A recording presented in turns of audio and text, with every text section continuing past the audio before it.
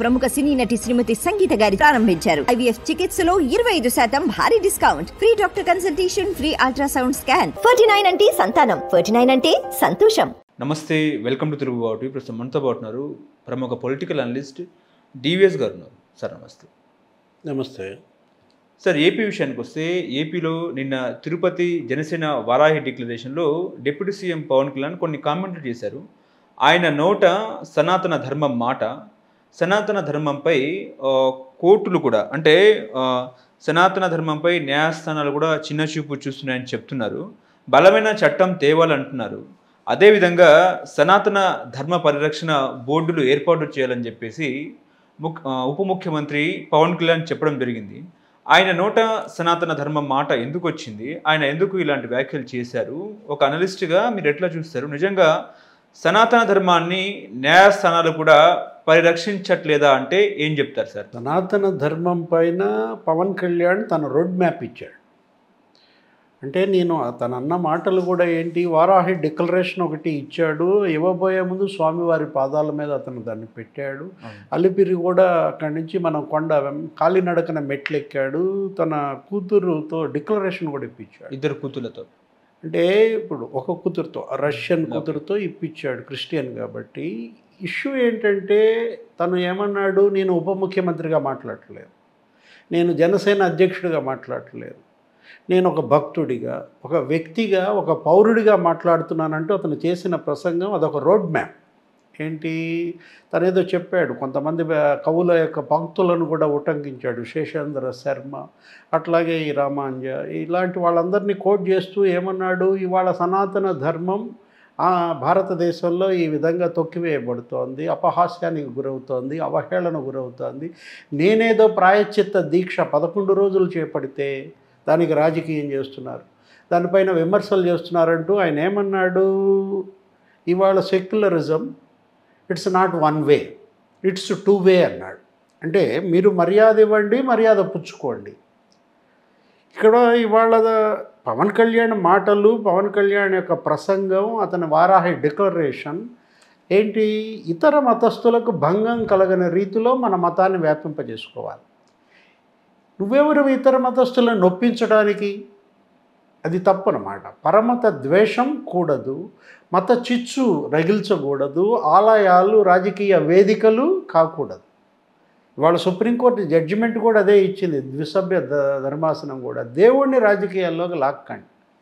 ఇక్కడ ధర్మం ఏంటి, దేవాలయాలు ఇవాళ ఒక ఆధ్యాత్మిక కేంద్రాలు కావాలి, సంక్షేమ కేంద్రాలు కావాలి, పర్యావరణ పరిరక్షణ కేంద్రాలు కావాలి అన్నాడు.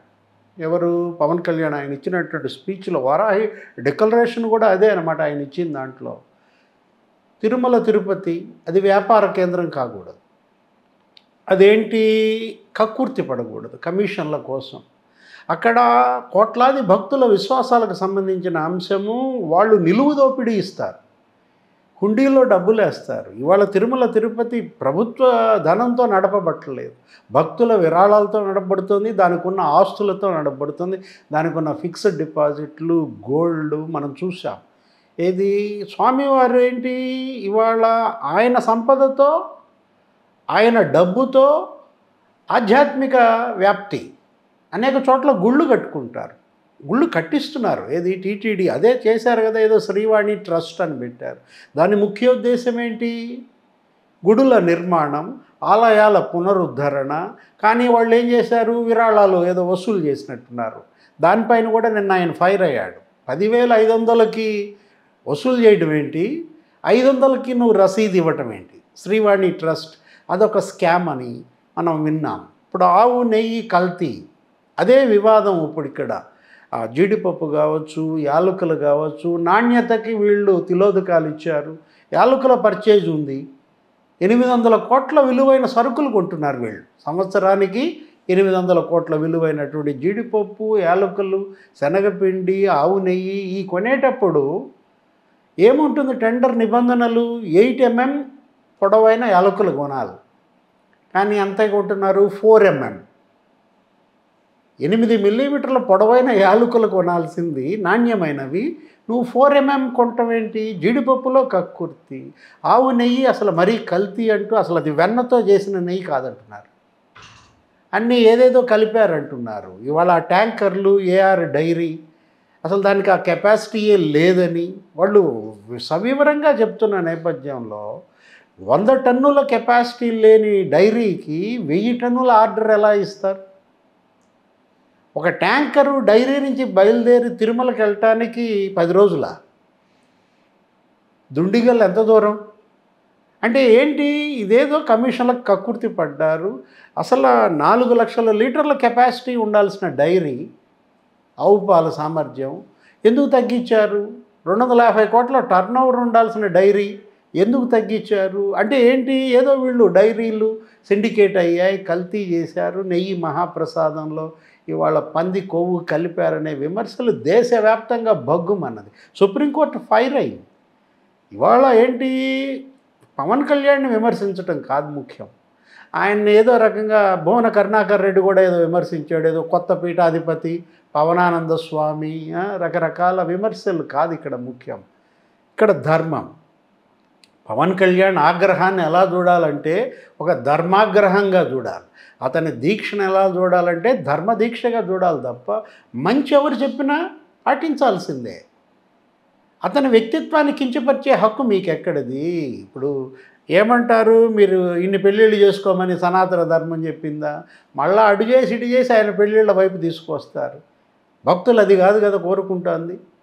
బోయేవాడు రామాయణం రాశాడు, అవును, వాల్మీకి మరి అంటే అంత మాత్రాన రాయకూడదా, చెప్పకూడదా? అది మన గ్రంథం కాదా? దానిలో మనం పాటించట్లేదా?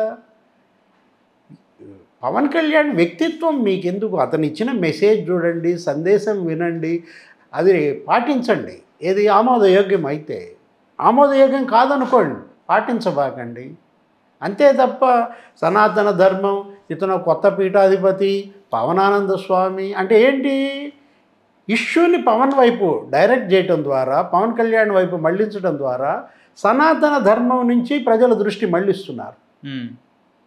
ఏది, ఒక మత గౌరవాలను మీరు ఎందుకు కాపాడరు? విశ్వాసాలను మీరు ఎందుకు పాటించరు? అటువంటిప్పుడు ఆ మతం మీకెందుకు? ఆ మతం పైన మీరు బురద అయిబాకండి, ఆ మతం జోలికి మీరు రాబాకండి. అది క్రైస్తవమైనా, ఇస్లాం అయినా, హిందూయిజం అయినా. ఏది, మనం ఇస్లాం, మనం ముస్లింలకు మనం పాటించాం, మనకు నచ్చదు, వెళ్ళబాకండి మసీదులకు. మసీదుకు నువ్వు వెళ్ళి అక్కడ వాళ్ళు ఇచ్చిన పని చేయాలి, వాళ్ళు చెప్పిన ఆచారాన్ని పాటించాలా. వాళ్ళు చాదర్ ఇస్తారు, ఆ చాదర్ దర్గా మీద కప్పాలా, సాంబ్రాణి ఇస్తారు, వెలిగించాలా. ఇప్పుడు చర్చికి వెళ్తాం మనం, చర్చి ఫాదర్ ఏం చేస్తాడు, మనకి క్యాండిల్ ఇస్తాడు. క్యాండిల్ నేలకేసి కొడతావా? నేను అక్కడ నువ్వుల నూనెతో ప్రమిద వెలిగిస్తానంటావా? అదే చేయాలనుకుంటే వెళ్ళబాక. ఏది, చర్చికి వెళ్ళబాకు, మసీదుకి వెళ్ళబాకు, హైందవ దేవాలయాలకి వెళ్ళబాకండి. వెళ్తే పాటించండి. అన్య మతస్థులు డిక్లరేషన్ ఇవ్వటం అనేది అక్కడ చట్టం.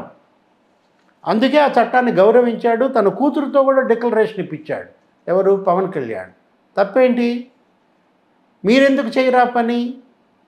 నేను చెయ్యను అనేది బరితెగింపు, నేను చెయ్యను అని మొండిగా మూర్ఖంగా వెళ్ళటం ఉన్మాదం. దీని నుంచి బయటపడాలా సమాజం, దీని నుంచి బయటపడాలి. సమాజానికి సరైన దిశానిర్దేశం చేసేదే సనాతన ధర్మం. అంతే తప్ప సనాతన ధర్మాన్ని కించపరచకూడదు, విమర్శించకూడదు, అది చెప్పేవాడిని మరి చులకన చేయకూడదు. చేతనైతే పాటించండి, లేదు వదిలేసేయండి, గమ్మున ఉండండి.